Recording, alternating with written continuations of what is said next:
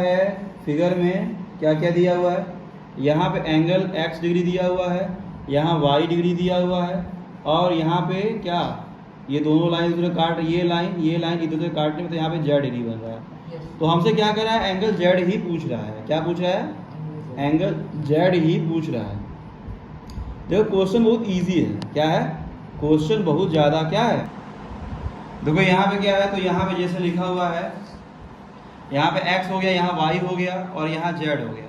तो यहाँ पे क्या है ना, हमसे z ही पूछ रहा है। क्या कर रहा है ये, z ही EAD पूछ रहा है। क्या पूछ रहा है, EAD या DAE ही हमसे, मतलब एंगल z हमसे क्या कर रहा है, ये पूछ रहा हमसे DE एंगल DAE ही क्या कर रहा है, पूछ रहा है। नहीं समझे तो बहुत ध्यान समझो भाई। देखो ये क्या बेटा, इधर ये जो एंगल x दिया है, ये क्या दिया है, x दिया है। बहुत ध्यान समझो, अगर ये x दिया है तो ये क्या होगा, 180 डिग्री माइनस x हो जाएगा। क्यों हो जाएगा, बाई लीनियर पेयर। भाई ये अगर x डिग्री है तो ये क्या होगा, 180 माइनस x डिग्री हो जाएगा बाई लीनियर पेयर। अब इधर ये भी क्या होगा, इधर वाला भी 180 माइनस y हो जाएगा बाई लीनियर पेयर। अब देखो ये z डिग्री है, तो इधर का भी क्या होगा, z डिग्री होगा। अब ये लिख देना यहाँ पे, एंगल DAE जो है वह बराबर होगा किसके, BAC के। एंगल BAC के बराबर होगा by vertically opposite angle, by vertically opposite angle के थ्रू क्या होगा, बराबर हो जाएगा। नहीं समझे तो ये क्या हो गया, z हो गया।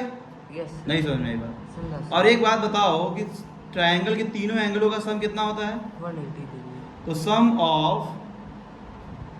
Of all angle of triangle is equal to 180 degree. तो एंगल ये वाला एंगल, ये वाला एंगल और ये वाला angle, angle A plus angle B plus angle C बराबर 180 डिग्री। और एंगल A की वैल्यू कितनी है, z डिग्री है। और एंगल B की वैल्यू कितनी है, 180 माइनस x डिग्री है। और यहाँ पे C की वैल्यू कितनी है, 180 माइनस y बराबर कितना, 180 हो गया। अब 180 और 180 कितना हो जाएगा, 360 हो जाएगा। बोलो। अब देखो ये क्या है, z है, तो ये z लिखोगे इसको, और ये दोनों किस में माइनस में है, तो माइनस लगाओगे। नहीं समझ में आई बात।